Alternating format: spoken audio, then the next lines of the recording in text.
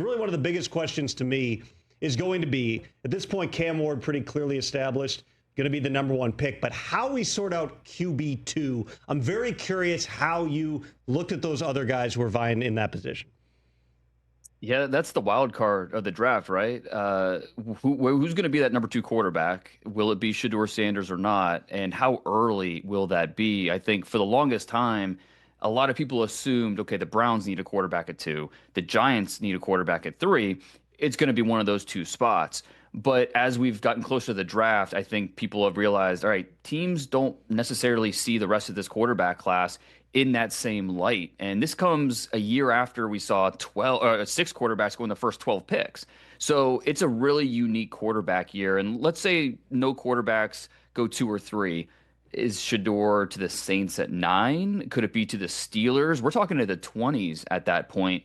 And, there are some interesting fits when we get there. Could we see the Browns or Giants trade back up into the late 1 to get a Jackson Dart, to get Shedeur? Teams really like Tyler Shuck out of Louisville, who, if not for being a 7th-year senior, he's going to be a 26-year-old rookie, injuries in the past. If not for those issues, we'd be talking about him more regular as a first-round pick. He has that type of talent. So this is a really unique quarterback year. The need is there. The supply looks a little bit different than I think we're used to seeing. One of those things that's always informative to me is, as I talk to coaches and scouts about the quarterbacks, is always, all right, compare them in another year. Compare these guys to, for instance, last year.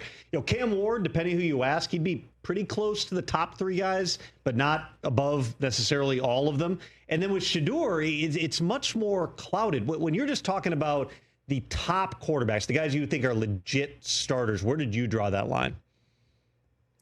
Yeah, and obviously last year, Penix going 8 was a surprise. Nick's going 12 was a surprise. And so it's kind of a reminder, like teams, they're going to roll the dice on quarterbacks. And with a guy like Shedeur, there's a lot to like.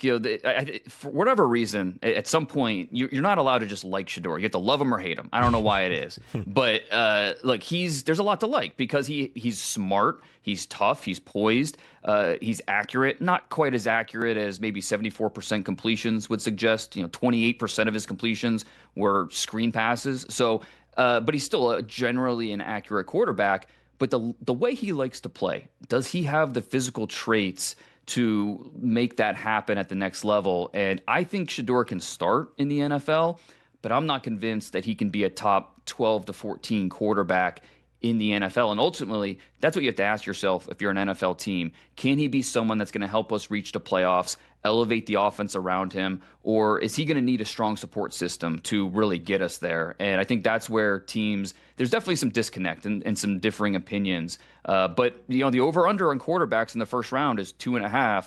And right now, I definitely take the over on that. Catch the Rich Eisen Show live weekdays from 12 to 3 p.m. Eastern on Roku Sports Channel in the U.S.